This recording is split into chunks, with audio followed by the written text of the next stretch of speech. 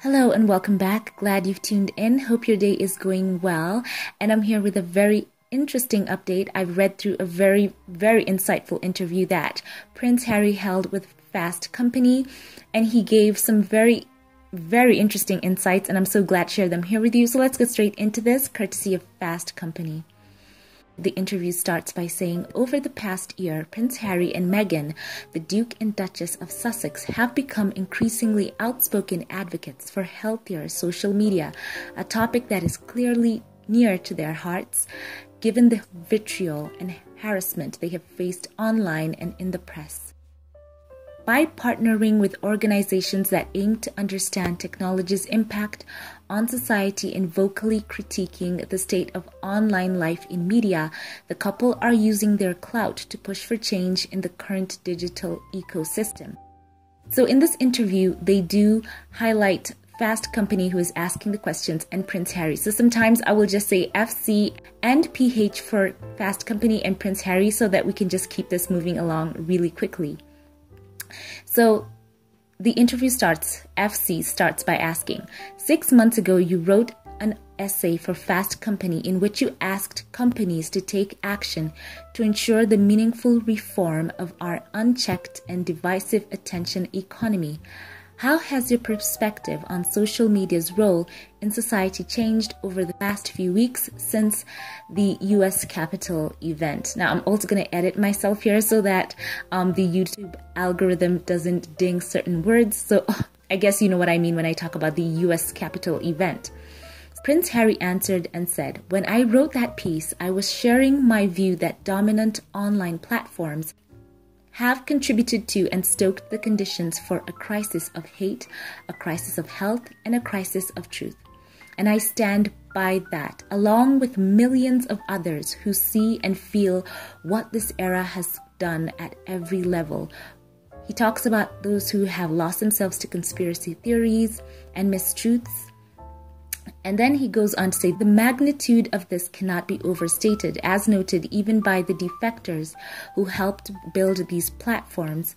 It takes courage to stand up, cite where things have gone wrong, and offer proposals and solutions. The need for that is greater than ever before. So I'm encouraged by and grateful for the groundswell of people who work or have worked inside these platforms, continuing to choose to speak up against hate, violence, division, and confusion. FC, why is this topic so important to you? How was your outlook affected by the well-documented online harassment you and your wife have faced in the UK? And by the way, this is the part I wanted to share with you. This was so interesting. So Prince Harry answers, I was really surprised to witness how my story had been told one way, my wife's story had been told one way, and then our union sparked something that made the telling of that story very different.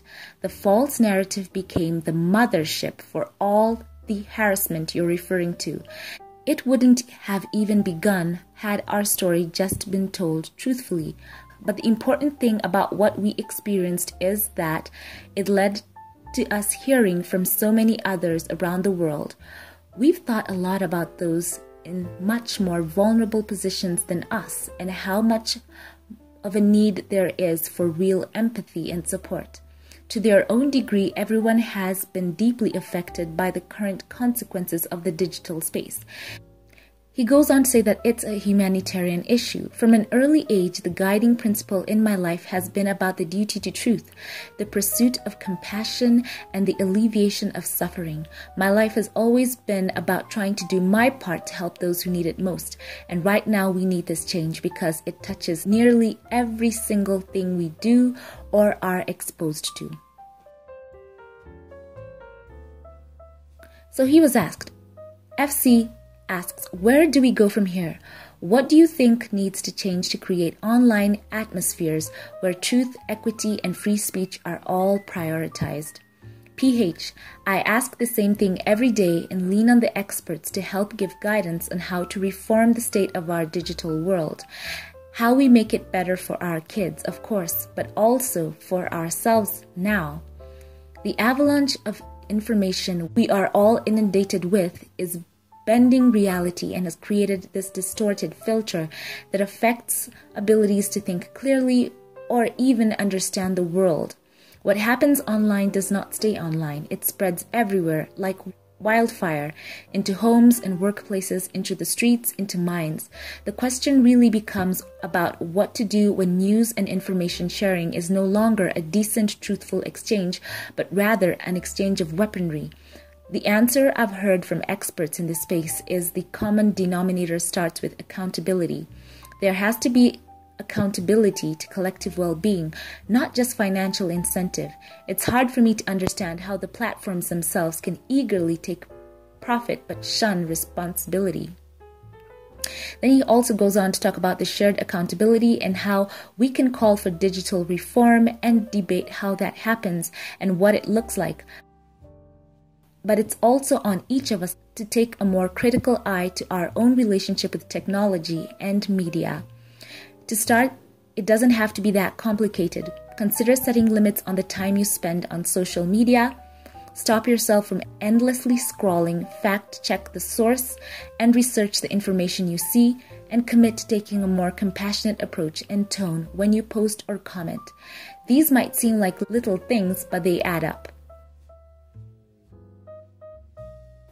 He also went on to talk about how humans crave connection, social bonds, and a sense of belonging, and when people don't have those, they end up fractured, and in the digital age, that can unfortunately be a catalyst for finding connection in mass extremism movements or radicalization.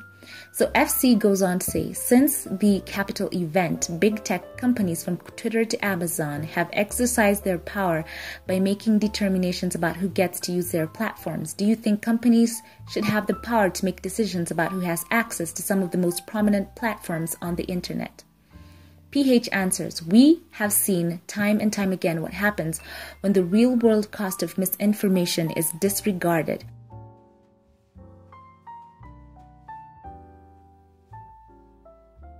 He answers by saying that there is no way to downplay this, and then he goes on to talk about how social media can be a conduit for misinformation at times, and he named Brazil and Myanmar as well as other places where he cited social media as, conduits for stuff that happened. I have to edit myself there, people, because of the algorithm here on YouTube. So he goes on to say, recently I've been thinking about Speaker's Corner, an area in London's Hyde Park, which is home to open-air debate, dialogue, and the exchange of information and ideas. I used to go past it all the time. This concept of a public square isn't anything new. It can be traced back to the early days of democracies. You get up there, and speak your piece. There are ground rules. You can't incite violence. You can't obscure who you are. And you can't pay to monopolize or own the space itself. Ideas are considered or shut down. Opinions are formed. At its best, movements are born, lies are laid bare, and attempts to stoke violence are rejected in the moment. At its worst, intolerance, groupthink, hate, and persecution are amplified, and at times it forces lines to be drawn and rules or laws to emerge or be challenged. I'm not saying we should abandon technology in favor of Speaker's Corner. Rather, it's that we should avoid buying into the idea that social media is the ultimate modern-day public square and that any attempt to ask platforms to be accountable to the landscape they've created is an attack or restriction of speech. I think it's a false choice to say you have to pick between free speech or a more compassionate and trustworthy digital world. They are not mutually exclusive. With companies in this model, we have a very small number of incredibly powerful and consolidated gatekeepers who have deployed hidden algorithms to pick the content billions see every day and curate information or misinformation everyone consumes. This radically alters how and why we inform opinions and alters how we speak and what we decide to speak about. It alters how people think and react. Ultimately, it has allowed for completely different versions of reality with opposing sets of truth to exist simultaneously. In this, one's understanding of truth does not have to be based in fact, because there's always an ability to furnish some form of proof to reinforce that version of truth. I believe this is the opposite of what we should want from our collective online community. The current model sorts sorts and separates rather than brings us together. It drowns out or even eliminates healthy dialogue and reasonable debate. So FC goes on to say, how do you plan to use your platform to push for change when it comes to hate speech, algorithmic amplification, and misinformation in 2021, since you are not a trained expert on these topics? Why do you think people should listen to your perspective? Prince Harry answers, I know enough to know that I certainly don't know everything, especially when it comes to tech. But when you see this as a humanitarian issue, then you see the spread of misinformation as requiring a humanitarian response. That is why my wife and I spent much of 2020 consulting the experts and learning directly from academics, advocates, and policymakers. We've also been listening with empathy to people who have stories to share, including people who have been deeply affected by misinformation and those who grew up as digital natives.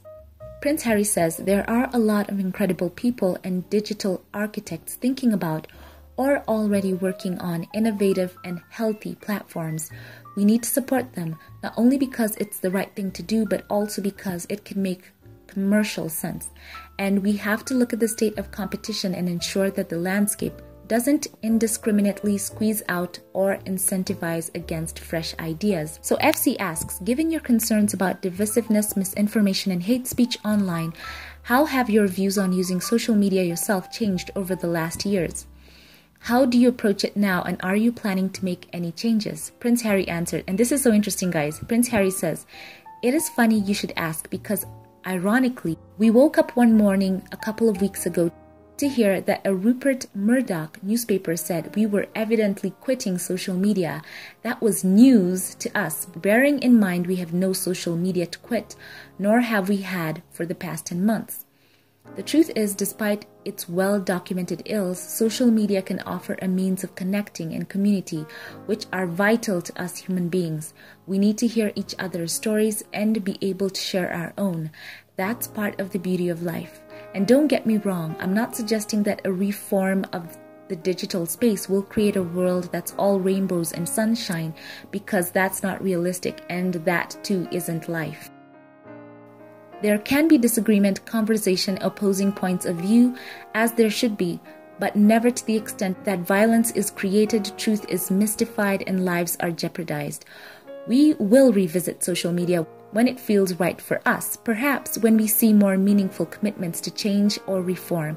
But right now, we've thrown much of our energy into learning about the space and how we can help. FC asks, are you optimistic or pessimistic about our ability to build healthier online ecosystems? Prince Harry, optimistic, of course, because I believe in us as human beings and that we are wired to be compassionate and honest and good. Aspects of the digital space have unfortunately manipulated or even highlighted our weaknesses and brought out the worst in some.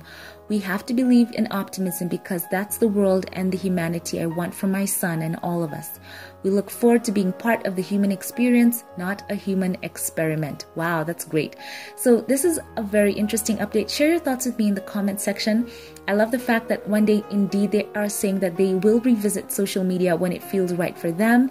And I love how he has highlighted the online harassment that he and Meghan faced, and how that has spurred them on through Archewell to make a positive difference. And I love the fact that he's not talking about silencing opposing points of view. We need debate. That's how societies flourish. So I love the fact that he understands that, and I'm glad to bring you this story and not politicize it at all. So share your thoughts with me in the comment section. Thank you all for watching. Thank you to my Patreon supporters. Thank you for choosing to support my channel. And before we log off, I would like to especially highlight one of my Patreon supporters. And I will thank James Calvin Daniels today. Thank you for choosing to support my channel. I appreciate your support from the bottom of my heart. Thank you all for watching. Leave your thoughts below. Thank you once again to all of my Patreon supporters. You make my day so much brighter, and I love and pray for you all. Thank you to all of you who like, comment, share my videos. I appreciate that so much. Have a great day. Once again, leave your thoughts below. I love you all, and I will catch you in the next one. Have a blessed one.